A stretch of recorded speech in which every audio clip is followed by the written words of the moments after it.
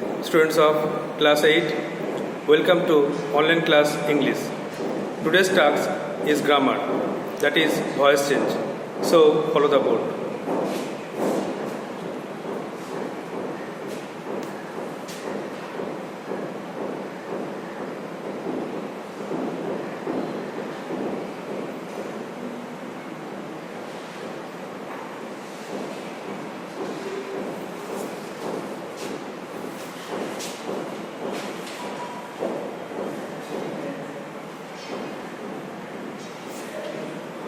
In the previous classes, we have learned tense, sentence, and now voice change. So, you have to learn or revision the tense before learning voice change. So, first of all, what is voice? Voice মানে কি? Voice মানে লেখা যাবে voice বা বাচ্য হলো ক্রিয়া প্রকাশের ভঙ্গি। ভয়েস বা বাচ্য হলো ক্রিয়া প্রকাশের ভঙ্গি। একটা ক্রিয়া, একটা ভার্ব কিভাবে এক্সপ্রেস হবে সেটাই হচ্ছে ভয়েস চেঞ্জ। ভয়েস প্রধানত দুই প্রকার।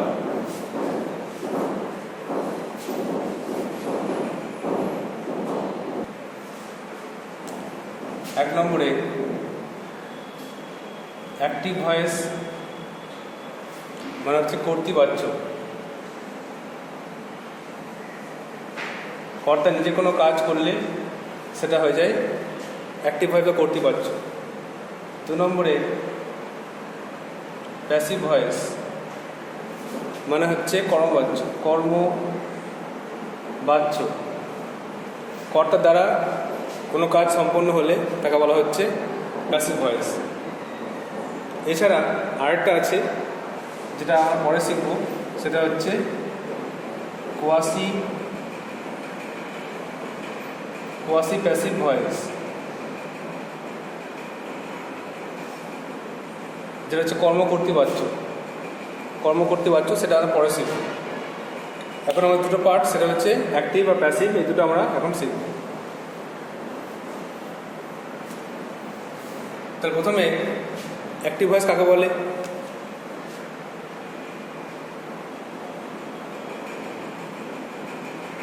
সাবজেক্ট বা কর্তা নিজে কোনো কাজ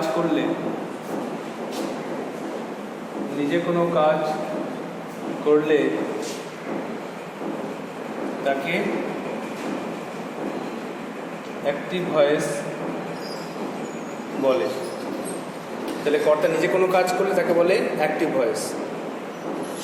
আর একটা আছে প্যাসিভ ভয়েস, মানে হচ্ছে কর্মবাচ্য। কর্তার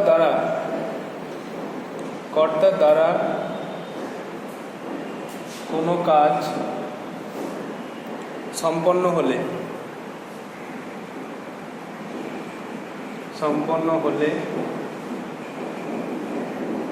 তাকে প্যাসিভ ভয়েস বলে। তাহলে এই দুটো যে পার্ট আছে ভয়েসে, তার সম্বন্ধে আগে আইডিয়া করতে হবে যে অ্যাক্টিভ ভয়েস মানে কর্তৃবাচ্য, কর্তা নিজে কোনো কাজ করবে, আর প্যাসিভ ভয়েস মানে হচ্ছে কর্তার দ্বারা কোনো কাজ সম্পন্ন হবে। এবারে অ্যাক্টিভ থেকে প্যাসিভ করার যে নিয়মগুলো, সেগুলো আমাদের এখন শিখতে হবে।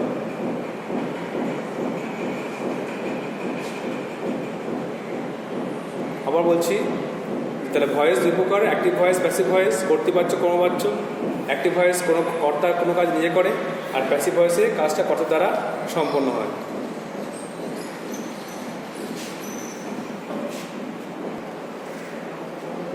এখন এক্সাম্পল দিতে হবে। এক্সাম্পল দিলে বুঝতে পারবে যে অ্যাক্টিভ প্যাসিভ কী করে হচ্ছে। এক্সাম্পল অ্যাক্টিভ ভয়েসে যদি লিখি হি কিলস এ স্নেক, সে একটি সাপকে হত্যা করে, তাহলে এখানে আমার মনে রাখতে হবে সাবজেক্ট ভার্ব অবজেক্ট। একইভাবে যখন প্যাসিভ করব তখন অবজেক্ট দিয়ে অবজেক্ট আগে চলে আসবে, সাবজেক্ট হয়ে যাবে এ স্নেক, অবজেক্ট আগে এসে হয়ে যাবে সাবজেক্ট স্নেক। কিলসটা দেখবো প্রেজেন্ট টেন্সে, এই জন্য ইজ ভার্বের থার্ড ফর্ম বসবে কিল।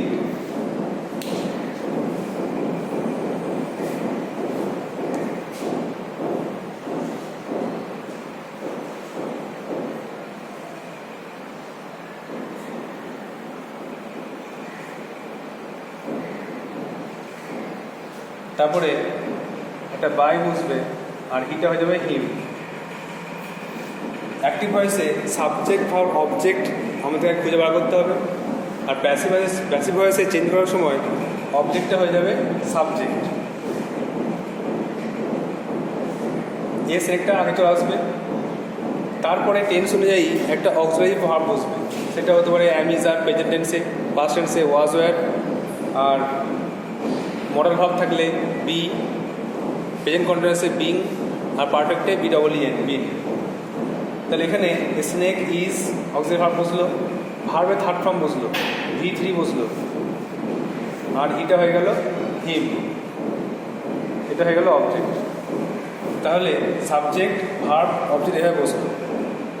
একটা অ্যারো দিয়ে আমাদেরকে শিখে রাখতে হবে, তীর চিহ্ন দিয়ে আমাদেরকে শিখতে হবে, যেটা কখনোই ভুলবো না। সাবজেক্টটা হয়ে যাবে অবজেক্ট, অবজেক্টটা হয়ে যাবে সাবজেক্ট, ভার্বে সবসময় ভার্বের হবে থার্ড ফর্ম, সবসময় V3 হবে। এই তিনটে অ্যারো মেন শিখতে হবে, যেটা সাবজেক্টটা হয়েছে অবজেক্ট, অবজেক্টটা সাবজেক্ট, আর ভার্বের থার্ড ফর্ম। এর সঙ্গে আর দুটো অ্যারো আছে, যেটা হচ্ছে এখান থেকে আসবে, একটা হচ্ছে হেল্পিং ভার্ব একটা বসবে, আর একটা বসবে প্রিপোজিশন, এটা হচ্ছে প্রিপোজিশন। এইভাবে আমাদেরকে শিখে রাখতে হবে। ভয়েসের ক্ষেত্রে যে রুলটা আছে সেটা, সাবজেক্টটা হচ্ছে অবজেক্ট, অবজেক্টটা হচ্ছে সাবজেক্ট, ভার্বের সবসময় থার্ড ফর্ম, আর তার আগে টেন্স অনুযায়ী অক্সিলারি ভার্ব বসছে। একটা হচ্ছে be verb, present tense am is are, past tense was were etcetera, আর একটা প্রিপোজিশন। এটা অবশ্যই আমাদেরকে মাথায় রাখতে হবে। এবার আমরা অ্যাক্টিভ থেকে প্যাসিভ করার নিয়মগুলো শিখব, যে অ্যাক্টিভ থেকে প্যাসিভ করার কী কী রুল আছে। তাহলে এটা প্রেজেন্ট টেন্সে এক্সাম্পল লিখলাম, পাস্ট টেন্সে আরও কিছু করা যাবে, পাস্ট টেন্সে হি কিল দিয়ে করা যাবে, ফিউচারে করা যাবে। তো এখন আমরা শিখব অ্যাক্টিভ থেকে প্যাসিভ করার নিয়ম, আর অবশ্যই এই অ্যারোগুলোকে খেয়াল রাখতে হবে। সাবজেক্ট অবজেক্ট, অবজেক্ট সাবজেক্ট, ভার্বের থার্ড ফর্ম, তার আগে হেল্পিং ভার্ব, একটা প্রিপোজিশন। সবসময় বাই বলতে তা নয়, বাইয়ের জায়গায় অন্য কিছু বসতে পারে বা নাও বসতে পারে, বিভিন্ন রকম রুল আছে।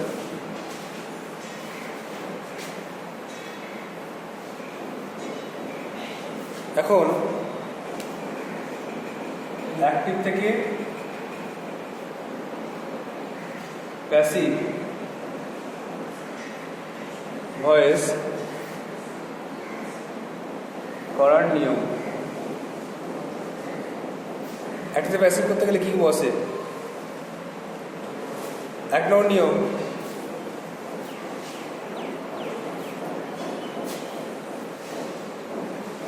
অ্যাক্টিভ ভয়েসের সাবজেক্ট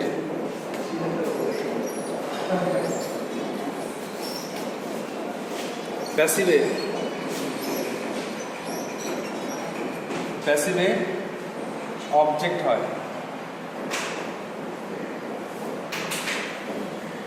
এবং তার আগে সাধারণত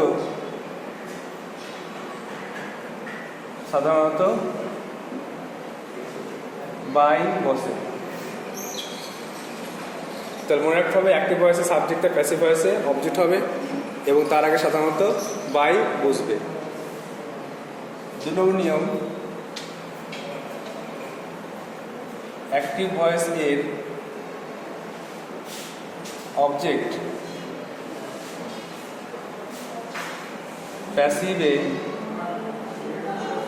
প্যাসিভে সাবজেক্ট হয়। অ্যাক্টিভ ভয়েসে অবজেক্টে প্যাসিভ ভয়েসে সাবজেক্ট হয়। 3 নম্বরে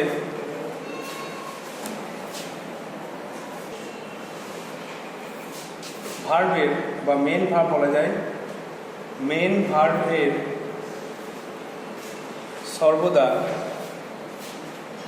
পাস্ট পার্টিসিপেল ফর্ম বসে বা এক কথায় V3, এবং তার আগে টেন্স অনুযায়ী হেল্পিং ভার্ব বা অক্সিলারি ভার্ব বসে।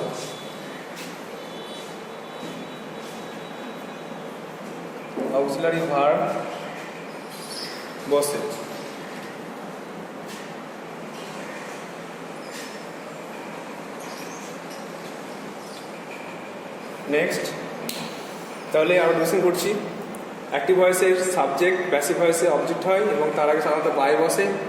অ্যাক্টিভ ভয়েসের অবজেক্ট প্যাসিভ ভয়েসে সাবজেক্ট হয়। মেন ভার্বের সর্বদা পার্টিসিপেল ফর্ম বসে, এটা পার্টিসিপেল ফর্ম লিখে নাও, এবং তার আগে টেন্স অনুযায়ী হেল্পিং ভার্ব বা অক্সিলারি ভার্ব বসে। নেক্সট,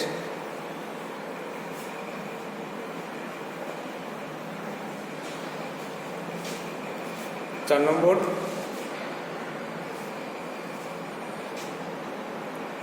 দুটি অবজেক্ট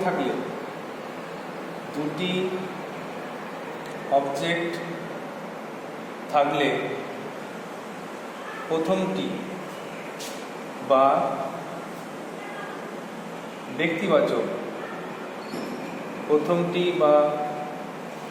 ব্যক্তিবাচক অবজেক্টটি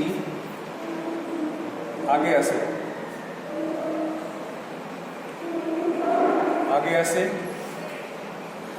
এবং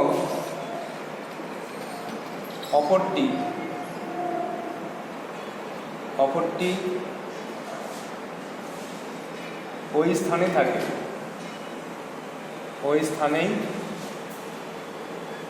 থাকে, তাকে বলে রিটেন্ড অবজেক্ট।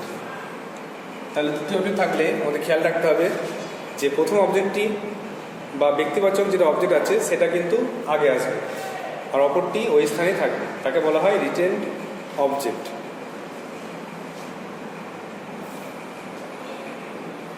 আর আরেকটা নিয়ম আছে, সেটা হলো প্রোনাউনের যে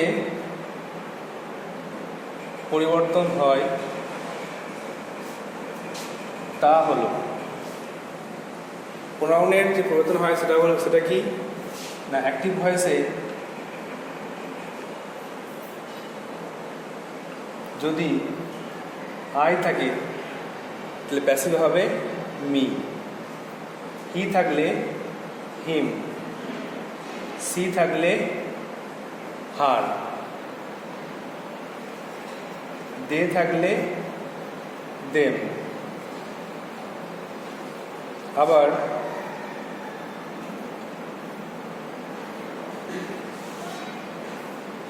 উই থাকলে আস।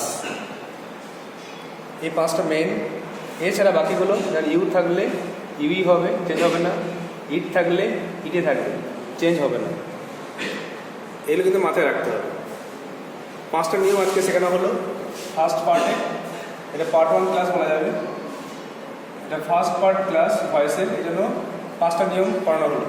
বাকি ক্লাসে কিন্তু বাকি রুলগুলো আছে, একটাই রুল আছে মেন, টেন্স অনুযায়ী বিভিন্ন কী ভার্ব বসবে সেটা পরের ক্লাসে করানো হবে। আর সেটা কিন্তু তোমাকে টেন্সটা অবশ্যই রিভিশন করে নিতে হবে। এই ভয়েস শেখার আগে অবশ্যই টেন্সটাকে তোমার রিভিশন করে রাখবে, তাহলে খুব সহজেই ভয়েসটা বুঝতে পারবে।